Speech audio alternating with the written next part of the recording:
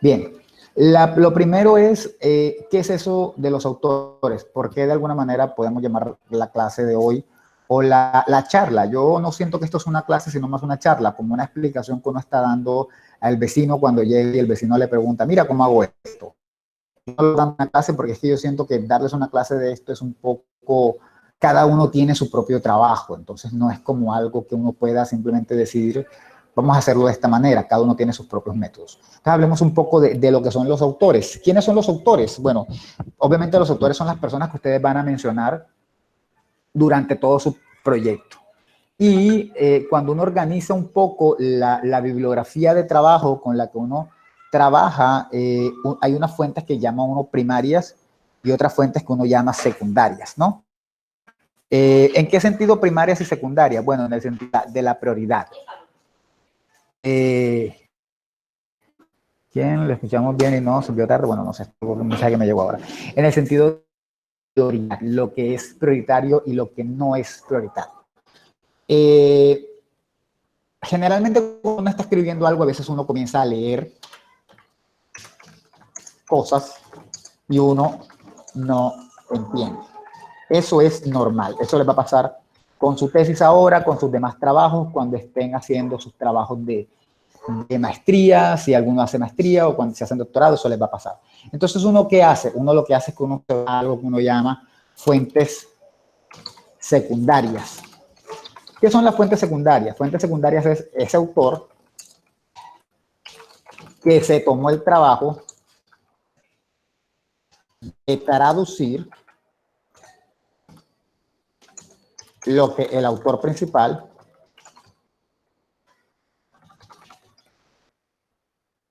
dijo. Básicamente, casi todo lo que nosotros hemos leído en esta clase son fuentes secundarias. Casi todo. Por ejemplo, el libro de... Perdón, en esta clase no, en la clase de semiótica. El libro de Peirce,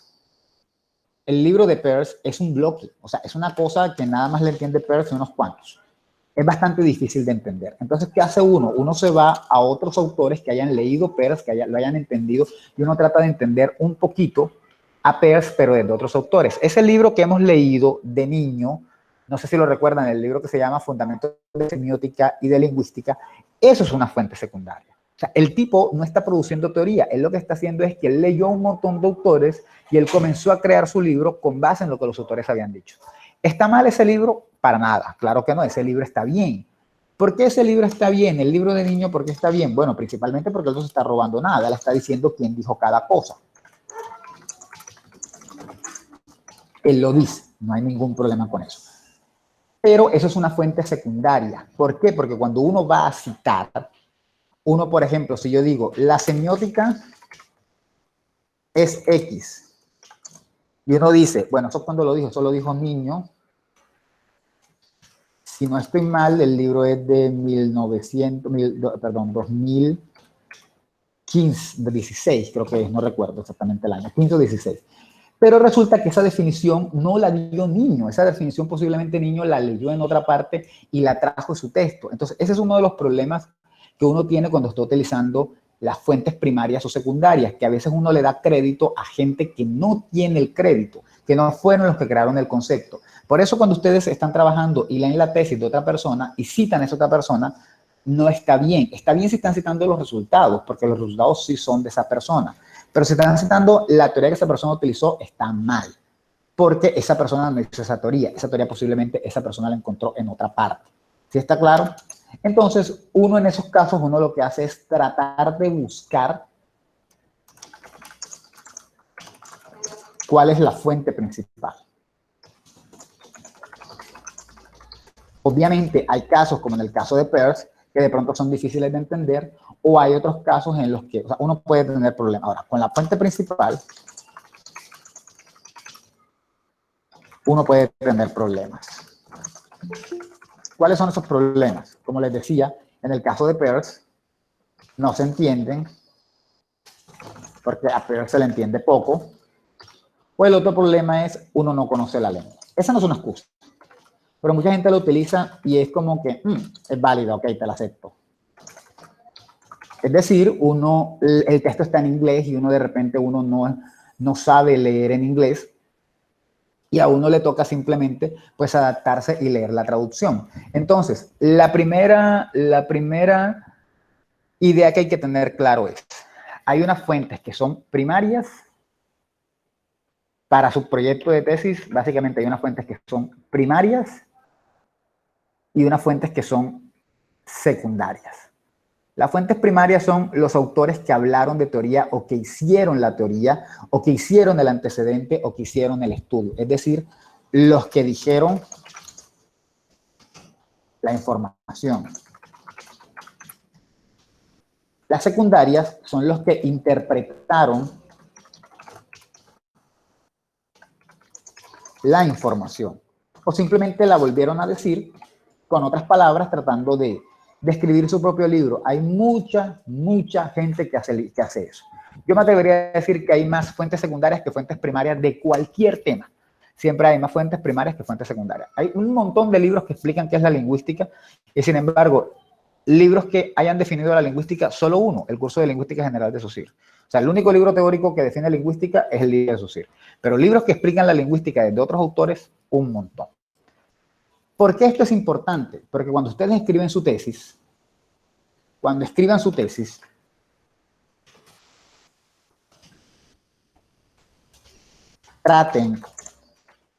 hay que tratar de que las fuentes sean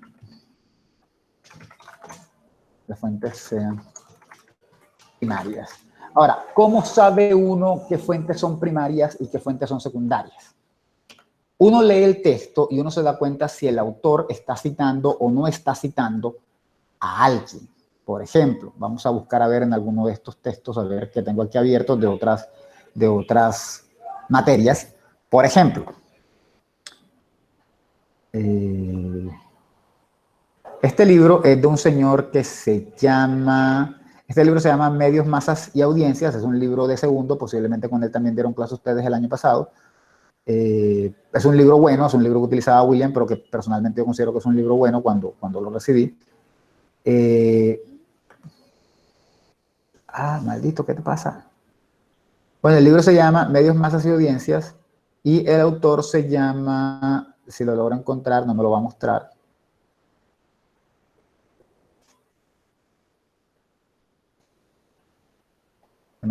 Luis Sandoval, profesor. ¿Es Luis Sandoval?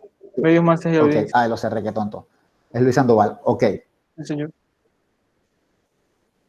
Bueno, lo cerré. Deme un segundo y lo abro de nuevo.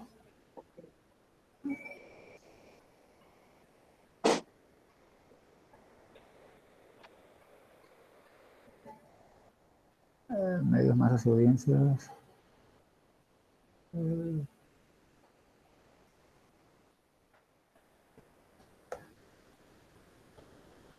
Luis Ricardo Sandoval.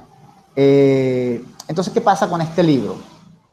Luis Ricardo Sandoval no es un teórico, él no elabora teoría, él hace algunos cuestionamientos en lo que él está presentando aquí, pero él realmente no hace cuestionamientos duros, él realmente no dice nada que sea novedoso.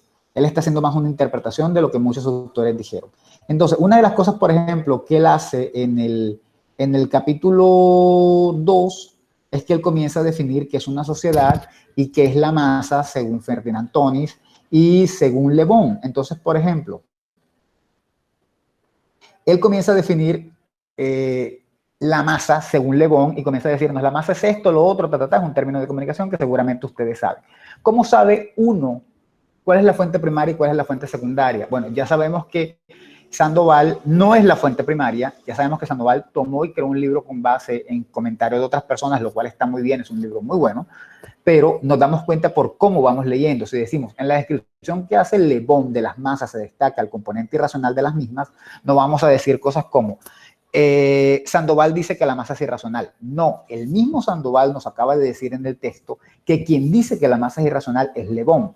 Entonces uno dice, pero ¿cómo puedo citar a Le Bon si no he leído a Le Bon? Sigue leyendo el texto de Luis Sandoval y él te va a decir dónde encuentras a Le Bon. Entonces, ¿uno qué hace? Esto parece una tontería, de pronto algunos lo tienen claro, pero hay que tenerlo muy claro para poder saber cómo encontrar las fuentes primarias.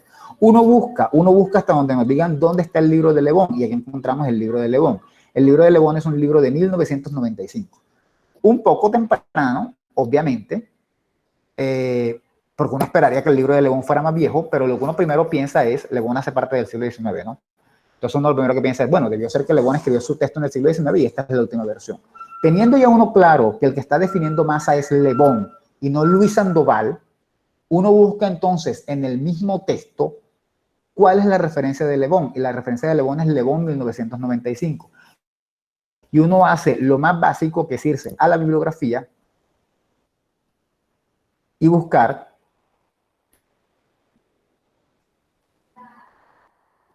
cómo se llama el libro de Le Bon de 1995, que se llama Psicología de las Masas, tercera edición, porque posiblemente ya hubo una en los 50 y la otra en la época de Le Bon, digo yo.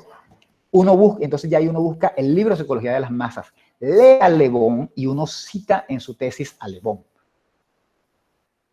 Pero ¿sirvió o no sirvió Luis Sandoval? Claro que te sirvió, porque Luis Sandoval te explicó el concepto de masa. Lo único es que tú en tu tesis vas a utilizar una fuente primaria y no te vas a quedar con Sandoval. Vas a buscar cuál es la fuente principal. ¿Está claro? Sí. Entonces, lo que hay que hacer es, siempre que se lee algo, hay que estar pendiente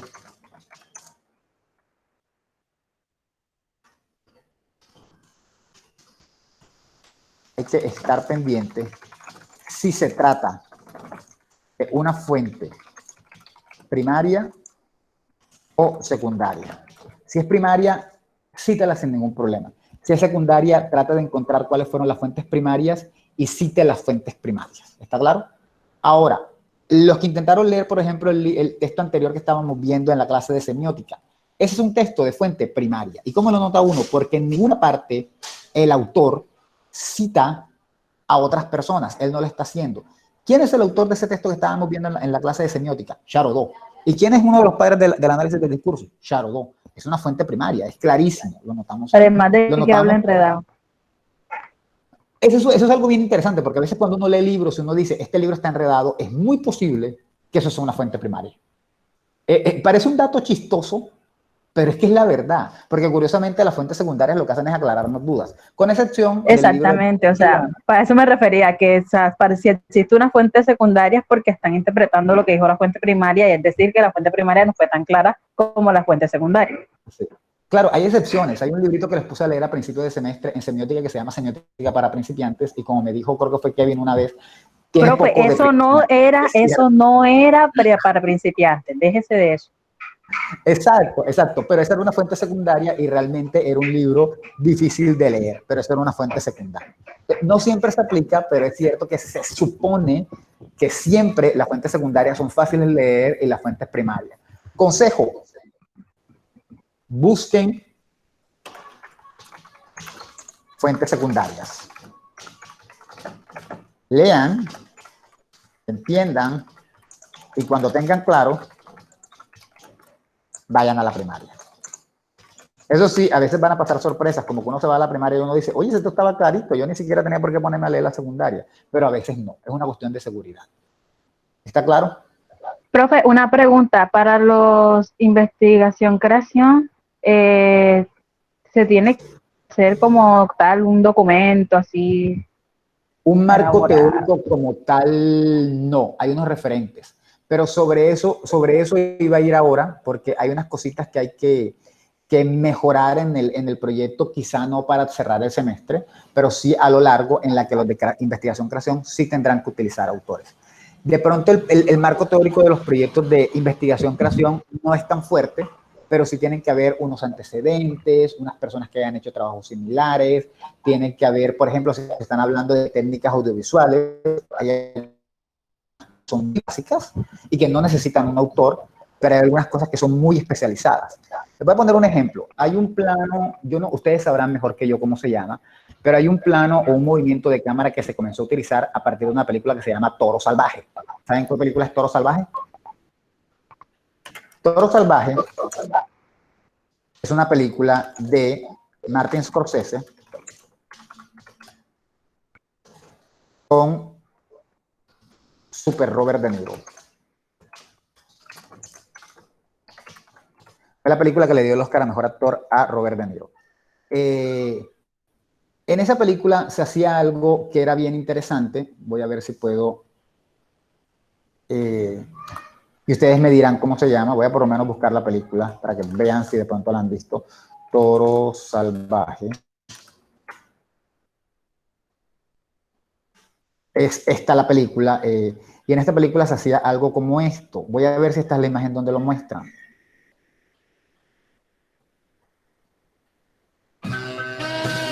Clave de Toro Salvaje.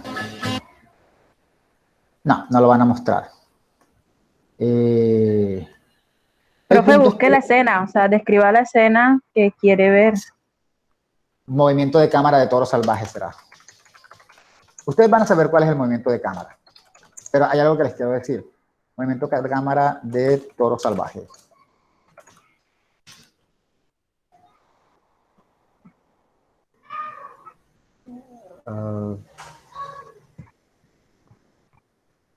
Vamos a ver si aquí sale. No creo. Esto es alguien hablando de Toro Salvaje, aunque la toma es esta.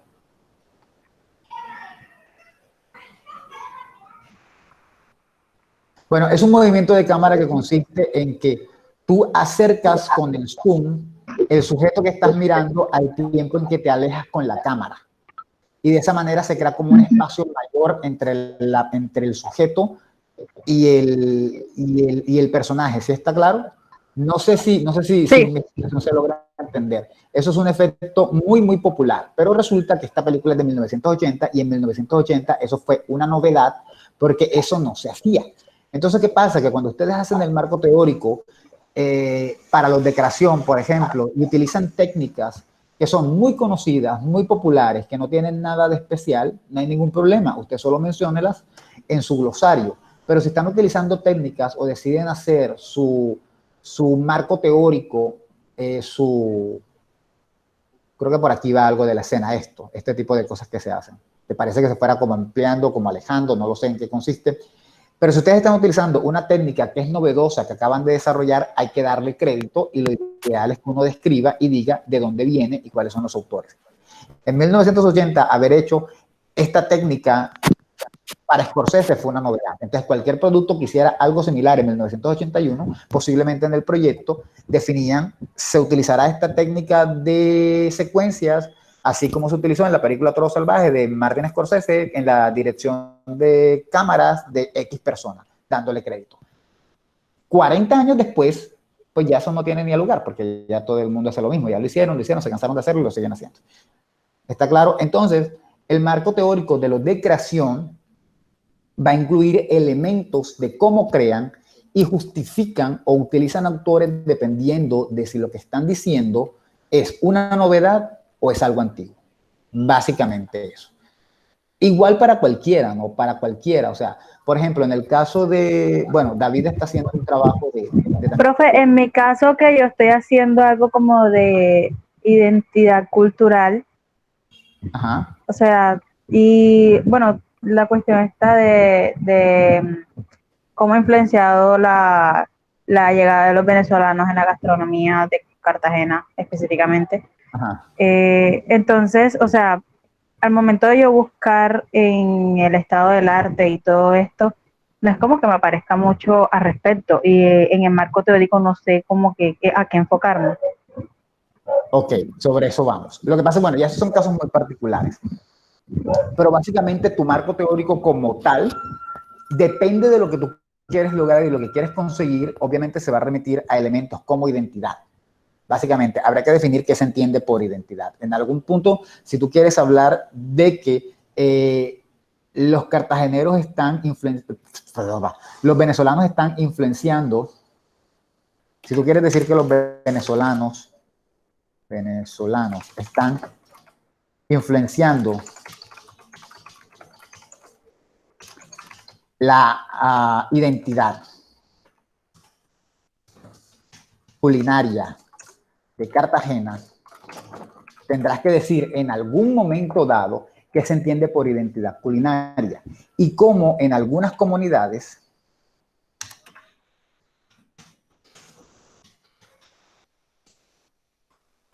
y más importante aún, cómo en algunos países ha habido influencia de la identidad culinaria. Te pongo un ejemplo. México, parte de México antes era lo que es parte de los Estados Unidos ahora. Un territorio de Texas, algunos territorios así, algunos territorios de California eran parte de México. Con la llegada de los gringos, los mexicanos se quedaron en el sector y siguieron manteniendo su comida. Pero la llegada de los gringos hizo que mucha de la comida mexicana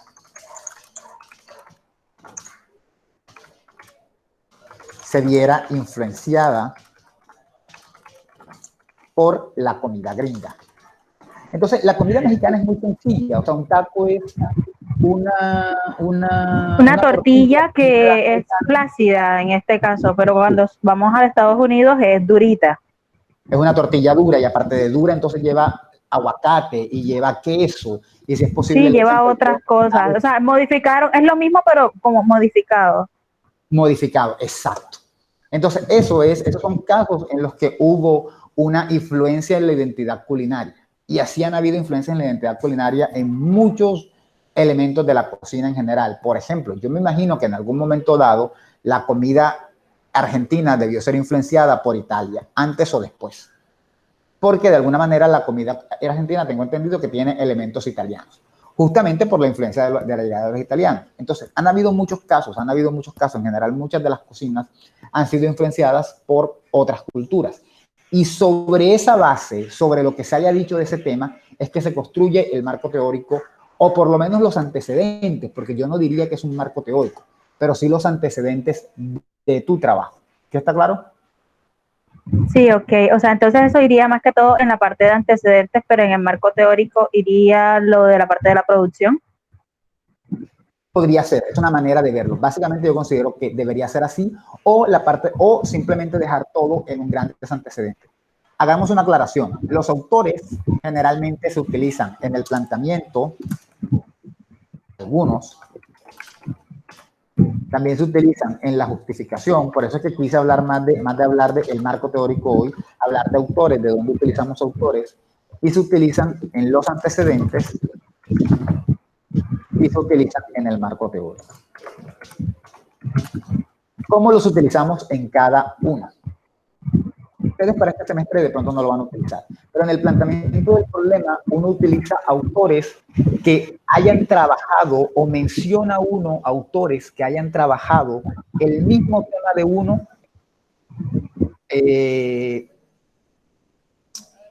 con los mismos intereses, pero uno lo hace de una forma somera. Ojo, uno menciona los autores que hayan hecho trabajos similares.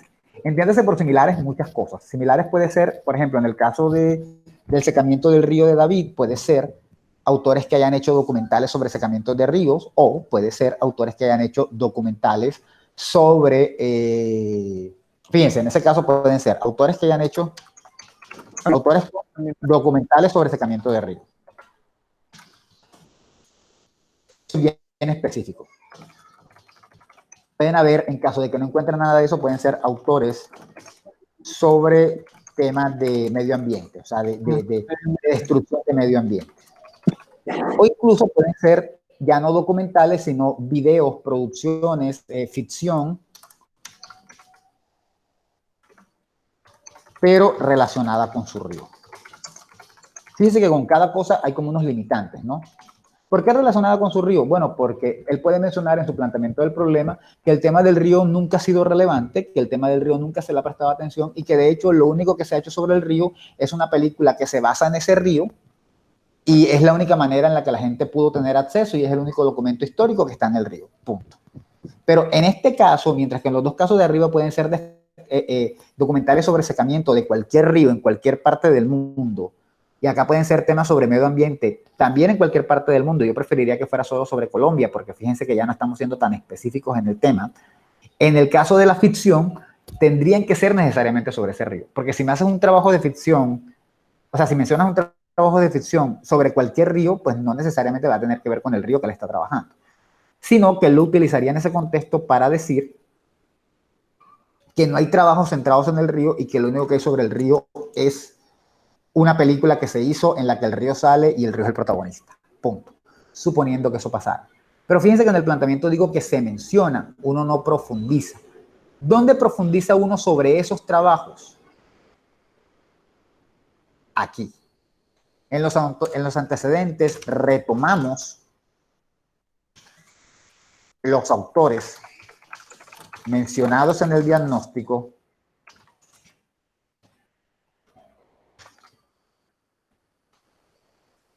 los explicamos bien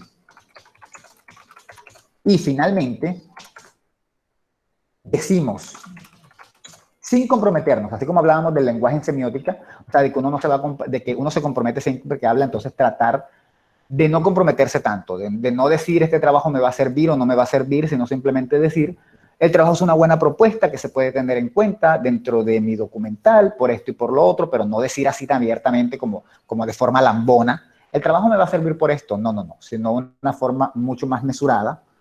Decimos por qué ese trabajo es importante para el nuestro. No significa que tengamos que basar nuestro análisis en ese trabajo, pero de pronto el trabajo sí nos sirve como guía, ¿sí? Por ejemplo, si alguien está haciendo una película y quiere hacer videos con técnicas de cámara muy importantes y estamos en 1981, puede utilizar Toro Salvaje como referencia teniendo en cuenta ese trabajo que se hizo de cámara que en ese momento dado era novedoso, ¿sí? Pero esta parte de aquí que acá la mencionamos, acá la retomamos y la desarrollamos. Pero ojo, hay que tener en cuenta algo muy claro y que mucha gente no tiene en cuenta. A bajar todo. Lo que va en el planteamiento, que se parece a lo que va en los antecedentes, que se parece no, que es lo mismo que va en los antecedentes, nunca jamás va a ser lo que va en la justificación y lo que va en el marco teórico. Yo leí tesis del semestre pasado de gente de la que se graduó que eran, no voy a decir canzonas, pero sí eran agotadoras, porque entonces leías todo el planteamiento y te mencionaban un grupo de autores, luego te ibas a la justificación, te mencionaban lo mismo que habían dicho en el planteamiento, luego te iban a los antecedentes y te mencionaban más desarrollado, lo mismo que habían dicho en la justificación en el planteamiento, y luego llegabas al marco teórico y te decían lo mismo que habían utilizado en los antecedentes. No, hay que tener cuidado. Lo que va en el planteamiento sí puede corresponder con lo que va en los antecedentes. Digo puede porque en el planteamiento uno puede mencionar 3 autores. Pero de pronto en los antecedentes uno se emociona y menciona, qué sé yo, 10 autores, 10 trabajos. El planteamiento, ¿por qué uno mencionó 3? Bueno, porque de repente solo era el planteamiento, no había que ponerse a explicar todo lo que uno leyó. En los antecedentes uno quiere ser un poco más estricto, un poco más, ¿cómo decirlo?, propio, un poco más completo, y uno puede mencionar hasta 10. Pero no hay problema, si mencionaron los 10 acá y los mismos 10 acá, no hay problema. Lo que sí esperaría es que nunca mencionaran más acá y menos acá. Eso sí no puede pasar. Los antecedentes son más importantes que el planteamiento en este tema particular. O sea, el planteamiento es súper importante. Pero hablando en términos de autores, de dónde deben ir los autores, en ese caso son más importantes los antecedentes. ¿Sí está claro? Bien. Ahora, en la justificación, ¿qué autores mencionamos? Para comenzar hay que tener en cuenta de algo. No, sí, en verde. No es obligatorio. Y segundo, mencionamos aquellos autores de cualquier cosa, o sea, de cualquier rama, no tiene que ser necesariamente de nuestro trabajo, que nos den argumentos para hacer nuestro trabajo. Supongamos lo siguiente, supongamos que quizá ya está haciendo el trabajo sobre identidad cultural y comida. Muy bien. Kizai hizo su planteamiento del problema mencionando unos autores sobre diferentes trabajos que se han hecho analizando cómo algunas comidas en diferentes países fueron influenciadas. Muy bien, no hay ningún problema. Ella mencionó eso en el planteamiento. Luego, cuando llegó a los antecedentes, lo retomó y explicó esos documentales y esas investigaciones de que hablaban. Porque uno puede hablar de productos audiovisuales o de investigaciones académicas. Pero en la justificación, ella leyó a un señor que se llama Gustavo Pérez. Y resulta que Gustavo Pérez dice algo bien interesante. Gustavo Pérez dice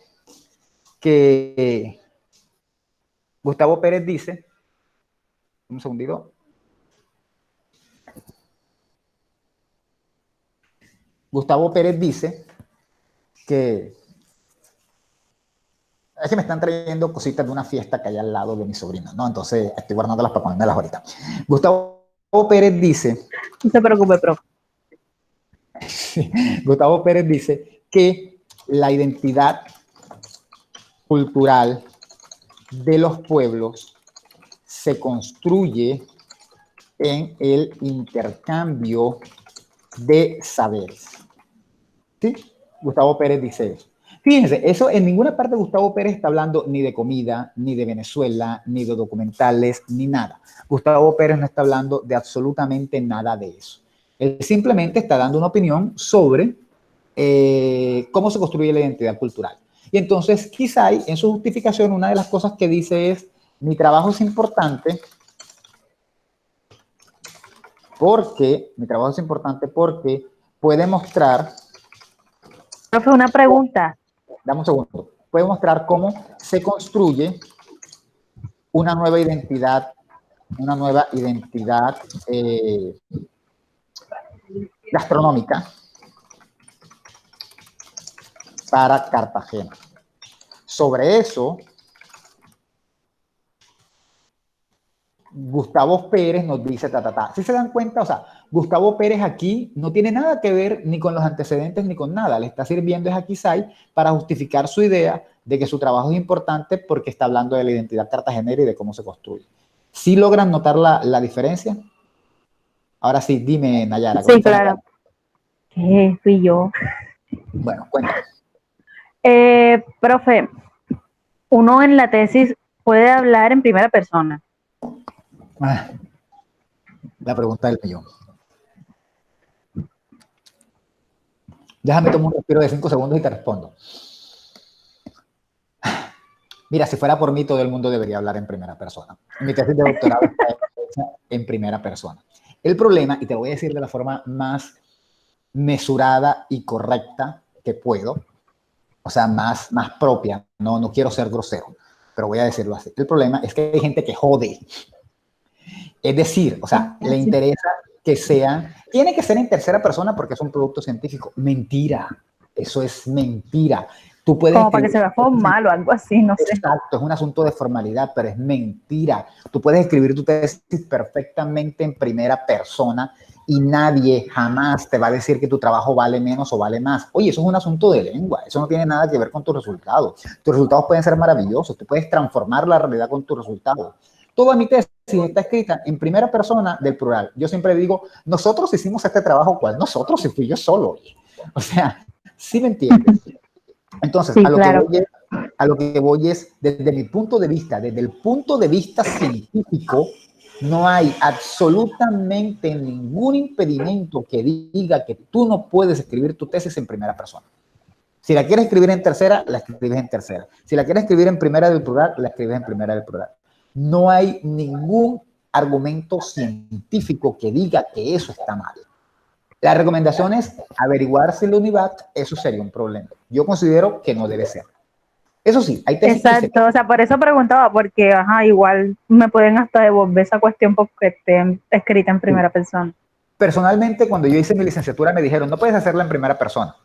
Y yo no la hice en primera persona. Pero cuando llegué a maestría y lo demás, pues yo la hice en tercera persona y en primera persona y no pasó nada. Y eran instituciones, lo siento por la Universidad de Atlántico, pero eran instituciones más serias. O sea, la Universidad de Puerto Rico y el Colegio de México son instituciones más serias que la Universidad de Atlántico. Entonces, a veces es que muchos investigadores y mucha gente que está en el comité de investigación tal vez les gusta aparentar. ¿Ah? Tal vez por aparentar o algo así. Sí, pero es una tontería realmente. Entonces, lo ideal es preguntarlo, pero eso sí, lo que sí quiero que te quede claro es, si tú por alguna razón lo haces en primera persona y alguien viene y te dice, eso está malo porque está en primera persona, usted tiene todo el derecho de decir, no está malo. Si tú quieres que yo lo cambio, pero no me digas que está malo porque eso no está malo por estar hecho en primera persona. Ahora, hay gente que se pasa. Lisette de octavo me mostró una tesis que ella se encontró de una muchacha que sí está escribiendo su tesis así como si fuera una novela romántica. Y ahí sí te pasaste, niña. O sea, no Lisette, la chica, porque ella lo que hizo fue leer la otra tesis. La chica comienza como que esta tesis se me ocurrió un día tirada en mi cama pensando en... Y es como, ok, o sea, tampoco, ¿no? Bájale. O sea, tampoco la voy a contar como si fuera la novela, tu diario. O sea, no. Pero si puedes decir, esta tesis me surge como una preocupación por tal cosa y no hay ningún problema, de una manera seria. Pero cuando ya te dice que te surgió tirada en la cama mientras pensabas en qué se podía hacer el mundo y te invadió una tristeza, es como, oye, no, o sea, no, lo siento, pero no. Sí, o sea, eso hay que tenerlo muy claro. Ok, profe, entonces yo me averiguo eso. Gracias. Sí, lo que sí quiero que te quede claro es que en el fondo, si no lo haces así o lo hagas así, cualquiera de las dos formas está bien. Y que si la unidad te dice, hazlo de esta manera, yo eso no lo sé, porque realmente eso a veces no tiene que ver siquiera con un protocolo. Ya yo leí el protocolo de investigación y eso no lo dice. Eso a veces tiene que ver con el capricho de los investigadores. Sí quiero que te quede claro que a futuro tú puedas escribir como te dé la gana y nadie te podrá decir que está mal.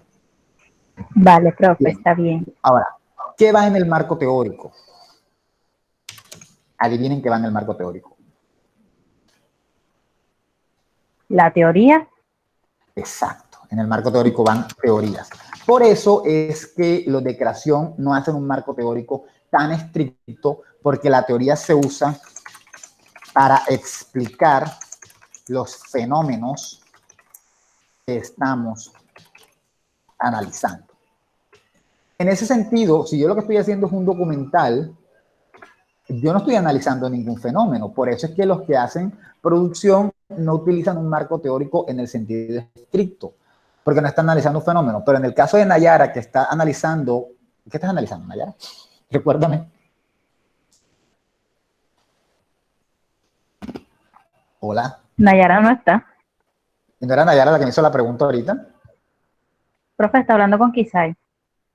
Sí, pero ahorita la persona que me preguntó si podía hacer la tesis en primera persona, ¿quién fue? Kisai. Y la otra persona que estaba hablando cuando Kisai también estaba hablando, ¿quién era?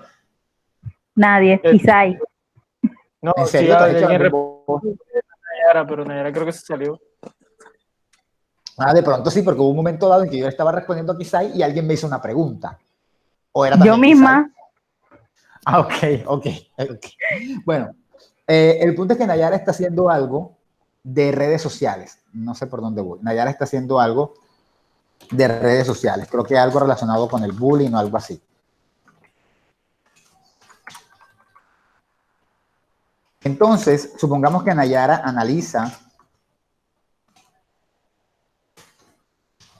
las influencias del bullying en los adolescentes. O sea, todos sabemos que el bullying puede llevarte a suicidarte, a que te vuelvas tímido, no, sino como reprimido y todo lo demás, pero eso puede tener una explicación psicológica. Entonces, cuando ella analiza las influencias del bullying en los adolescentes y se mete con psicología, ella necesita saber qué dicen las teorías psicológicas. Es decir, uno va donde los niños, uno les pregunta, ¿cómo te sientes? ¿Te hacen bullying? Sí, sí me hacen bullying. ¿Cómo te sientes como todos hacen bullying? Yo me siento así y asado y asado. Cuando llega la hora de Profe, pero ya eso no sería más una tesis psicológica que como de comunicación. Buena pregunta, y ya te doy la respuesta en un segundo.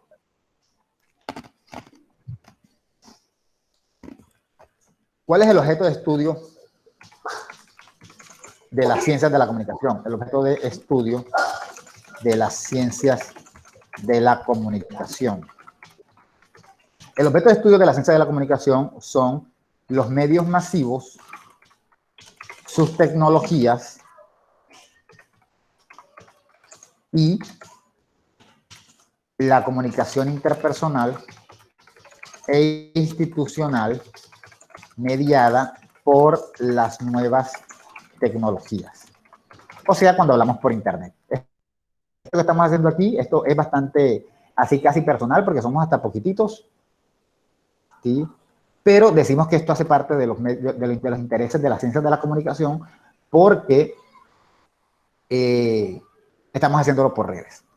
Eso sería lo primero que hay que aclarar. Entonces, hablamos de ciencias de la comunicación porque no hay una sola. Porque realmente no hay una ciencia de la comunicación. Lo que hay es un grupo de ciencias que apoyan a la comunicación y que se hacen estudios en esas ciencias que se relacionan con la comunicación. Por ejemplo, la lingüística, la semiótica, la sociología. Ok, ahí es donde entra la psicología. Antropología, exacto. La antropología, la psicología, entre otras. ¿Qué pasa con ese estudio que estoy planteando de Nayara o cómo lo estoy planteando? El estudio se hace parte de las ciencias de la comunicación. ¿Por qué? Porque aunque la manera en la que se estaría haciendo sería con base en la psicología, estamos analizando la influencia de una red. Porque obviamente estaríamos hablando del bullying a través de redes. Eso, bueno, sí lo puse arriba, redes sociales a través del bullying. La influencia psicológica a través de una red. ¿Está claro? Entonces, por eso es un estudio de ciencias de la comunicación que se alimenta de la psicología para poder explicarse. No hay que enfocarlo desde la psicología, hay que enfocarlo desde Ok, aquí lo que la uniría sería que es por medio de redes. Exacto, eso lo convierte en estudios de ciencias de la comunicación. Eso por una parte. Por la otra, hay muchos estudios psicológicos de medios. Está pasando el peto. Hay muchos Mándese uno, profe. Hay muchos estudios psicológicos de medios. Entonces hay que tener en cuenta algo. Cuando yo digo aquí que Nayara utilizaría análisis de la influencia del bullying en los adolescentes y que utilizaría la psicología, no es que se va a poner a leer los libros que escriben los psicólogos, sino que leería libros donde se han hecho análisis de la comunicación a través de la psicología. ¿Sí me entiendes? Hay como una diferencia. Es leer lo que dijo un psicólogo, es leer lo que dijo un comunicador analizando algún tema desde la psicología. O lo que hizo... Profe, pero eso ya no sería un autor secundario. Se llama autor secundario. No, porque yo puedo ser psicólogo y en vez de estarme preocupando por la relación de los niños y sus padres cuando se divorcian, me preocupo es por analizar cómo los medios influencian a la sociedad. Entonces yo soy un psicólogo, pero mi campo de acción o mi campo de trabajo está centrado en los medios comunicativos. ¿Sí? Entonces yo soy un psicólogo que analiza medios de comunicación. ¿Sí? Ok, entonces un comunicador que analiza la psicología. Exacto, están las dos vertientes. Pueden ser, en el caso de Nayara, por ejemplo, supongamos que siga la línea de trabajo, ella haría un trabajo, podría hacer trabajos como comunicadora, trabajos que utilizan la psicología para explicar fenómenos que se dan a través de la comunicación. Y está la otra contraparte, el otro autor que también sirve, el psicólogo que no se dedica a los temas típicos de psicología, sino que se dedica a analizar cómo la comunicación influencia a la sociedad. Ambos son comunicadores, de alguna manera. Nayara porque es su carrera, el otro porque, si bien no es comunicador, ha enfocado toda su carrera de psicología en la comunicación. ¿Se ha quedado claro?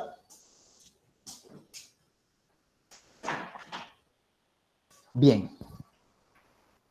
Continuando, y para de alguna manera ir ya también, yo creo que no es necesario ampliar mucho más, en el marco teórico lo que colocamos son teorías, lo que colocamos son cómo vamos a explicar de lo que estamos hablando. Por eso hay gente que en el marco teórico lo que hace es repiten en el marco teórico los antecedentes, pero eso está mal. ¿Por qué está mal? Porque los antecedentes no te van a servir para explicar tu fenómeno. Los antecedentes solo te están dando cuenta de cómo otra persona analizó el fenómeno, pero un antecedente no te va a decir a ti cómo vas a explicar tú tu fenómeno. Quien te va a decir a ti cómo explicas tú tu fenómeno es la teoría. ¿Sí está claro? Entonces, hay muchas teorías. Ustedes vieron teorías en segundo semestre y hay muchas teorías. Está la teoría de la aguja hipodérmica, que se centra en cómo los mensajes llegan a la sociedad. Está la teoría matemática, que es si el mensaje llega de manera apropiada o no apropiada. Y fíjense, la teoría matemática tiene un poquito que ver, y la estaba mencionando en semiótica, y tendría de pronto un poquito que ver, solo que habría que reestructurarlo un poco más porque hay que tener en cuenta más cosas del mensaje. También está la teoría difusionista, que tiene que ver con cómo el emisor también está. Entonces, hay diferentes teorías de la comunicación que van vinculando cosas. Y uno lo que hace es que si mi trabajo tiene un poco de psicología, yo me pongo a leer las teorías de la comunicación que tratan de psicología. Si tu trabajo quizá, por ejemplo, no fuera un documental, sino que fuera de comunicación, no digamos de comida, sino que fuera otra cosa, cómo el habla de los locutores está cambiando por la influencia de los venezolanos. Entonces tú podrías mirar un trabajo sobre identidad cultural e identidad lingüística hecho por comunicadores, en teorías de la comunicación. ¿Sí está claro? Ok. Básicamente esa es la manera de hacerlo. Pero traer los antecedentes de nuevo no viene al lugar, no es necesario, porque la persona que hizo antecedentes antes de ustedes es alguien igual a ustedes. O sea, es alguien en el mismo nivel. Sí, de pronto estudió un poco más, de pronto tiene una carrera, de pronto tiene una gran profesión, pero no está, esa persona no hizo teoría. ¿Cómo van a construir un marco teórico con personas que no hicieron teoría? Ahora, esto aplica para los proyectos Profe, académicos. Dime. exacto, eso le iba a preguntar que entonces en el caso de las creaciones, ¿cómo se hace para encontrar como una teoría? Más que todo lo que hacen en las creaciones es explicar desde los referentes que haya cómo vas a hacer tu producto, qué elementos va a tener tu producto, cuáles van a ser los estilos de cámaras, por qué tiene que haber una justificación de todo lo que en términos de producción harás con tu producto. Ok, entonces, por decirlo de alguna manera, si yo utilizo, no sé, una técnica en la producción, tengo que explicar de dónde proviene esa técnica y todo. Sí, siempre y cuando sean técnicas que sean interesantes. O sea, si simplemente vas a grabar con tu cámara en mano, tendrías que explicar en qué consiste la técnica y justificar un poco. Ahora, ahí no utilizarías de pronto un autor diciendo, el autor que propone la técnica, bueno, puedes mencionar de pronto el autor que por primera vez o el realizador que la primera vez utilizó la técnica de cámara en mano fue tal, pero no tienes que ponerte a buscar mayores definiciones porque es una técnica bastante popular. Habría que explicarla y explicar cómo de alguna manera le aporta a tu trabajo, por qué sería O necesario sea, hacerlo. no debemos ahondar a eso, sino como que por encima. O dar Siempre como que lo una pequeña explicación. sí, pero siempre que lo que estés mencionando Aporte al trabajo. sea muy, no, siempre que lo que estés mencionando o la técnica que estés mencionando sea muy popular. ¿Sí? Si es una técnica nueva, novedosa, sí vale la pena explicar de dónde viene, cómo se creó, por qué se creó. Por ejemplo, te voy a poner un ejemplo básico. En 1995, más o menos, en los 90, un grupo de alemanes se creó una vaina que se llamaba Dogma 95. ¿Qué era el Dogma 95? Era una manera diferente de hacer cine en Alemania. Era cine con cámara en mano, con luz natural y era con cámara en mano, luz natural y actores muy naturales. Era todo muy natural, muy en el proceso. Hacer eso actualmente no es una novedad. Han pasado 25 años desde que eso se hizo. Entonces resulta que explicar ahora en qué consiste el Dogma 95 no parece tan relevante. Pero en los 90, cuando alguien quería hacer algo similar al Dogma 95, sí era necesario de pronto explicar un poco más y remitirse de pronto a los autores como Lars von Trier y todo lo demás. ¿Por qué la cámara en mano? ¿Por qué luz natural? Pero en el 2020, donde tanta gente ha utilizado luz natural, hasta este señor mexicano se ganó el Oscar con su película de Revenant, con luz natural y todo lo demás, y de repente los movimientos de cámara en mano se han vuelto tan populares, ya no es necesario explicarlos. Pero en ese momento dado, si alguien hacía algo que se pareciera al dogma, sí era quizá necesario explicar de dónde provenía esa técnica, porque era algo novedoso en ese momento dado. O sea que debemos mantenerlo como a unas fechas en específico, o sea que no sea algo demasiado antiguo. No, tú puedes utilizar técnicas antiguas. Lo que quiero que te quede claro es, ahondas en la técnica que estés Exacto, a eso utilizando me refería. A eso me refería. siempre que sea una técnica novedosa. Si no, no. Y no tiene que ver con tiempo, porque puede ser una técnica que comenzaron a utilizar hace 5 años y desde entonces todo el mundo la usó y ya eso está súper retrillado. O puede ser una técnica que utilizaron hace 30 años y no se volvió a utilizar más. Entonces no tiene que ver tanto con tiempo como qué tan trillado, por decirlo así, está la técnica.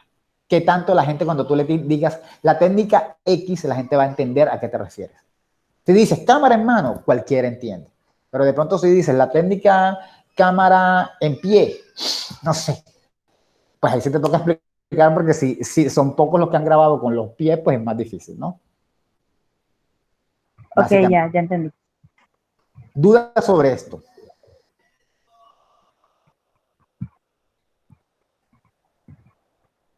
Obviamente estoy hablando sobre todo de trabajos académicos. También aplicaría un poco, como lo estoy diciendo, para los trabajos de creación. Los trabajos ya de gestión y los trabajos de pronto un poco de gestión y los trabajos de emprendimiento realmente ya no tienen un marco teórico. Ya utilizan, son simplemente como unas referencias previas para justificar su trabajo. O sea, como qué han hecho otros autores, como cuáles son los pasos para poder convertir una empresa, pero no es como un marco teórico en sí, sino es más como un glosario, como un tipo de manual. Por eso en ese caso no me centro mucho porque es un poco más sencillo hacerlo. Que sería el caso de los de Bien, creación. duda. No. El caso de los de creación sí tienen que crear un marco teórico explicando las técnicas, como dije, y ahondan dependiendo de qué tan novedosa o reconocida sea la técnica. En el caso de los de gestión o en el caso de los que quieren hacer empresas, no se crea un marco teórico. Solo explicas algunos aspectos sobre qué es una empresa y cómo es por qué la relevancia de crear empresas y todo lo demás. Pero no es un marco teórico, es más como un glosario explicando los términos que se consideran importantes. Ok. Son como diferentes niveles, ¿no? Como que el que hace algo académico le toca un marco teórico duro, el que hace uno de creación le toca un marco teórico no duro, pero sí con características de marco teórico, explicando varias cosas, y el que hace algo de emprendimiento, de empresa, simplemente le toca explicar los términos básicos. Ya. Porque cada uno tiene sus niveles de complicación, ¿no? Bien, dudas.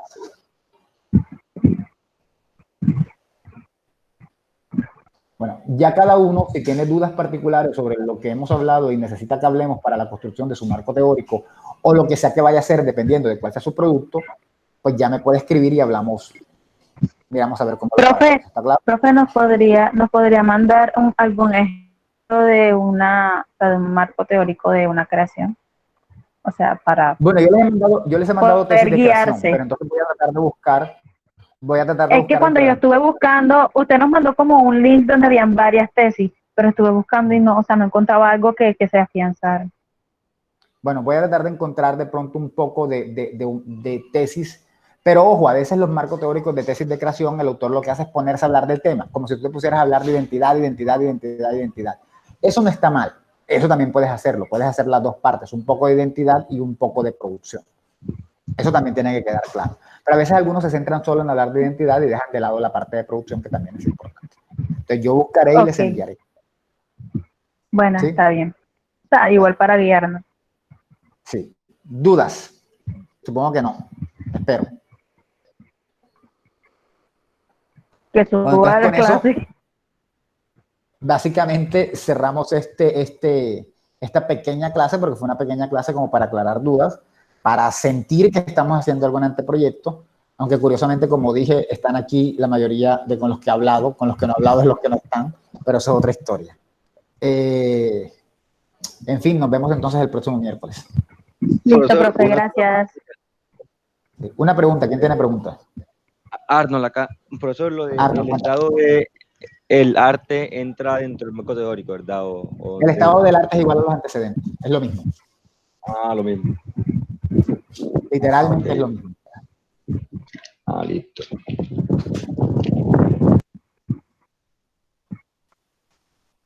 ¿Alguna otra duda? Bueno, entonces, si no hay más dudas, listo. Entonces nos veríamos el próximo miércoles de nuevo para seguir en semiótica y cualquier cosa me preguntan. Vale, Nos profe, vemos. gracias. Vale, de nada. Gracias.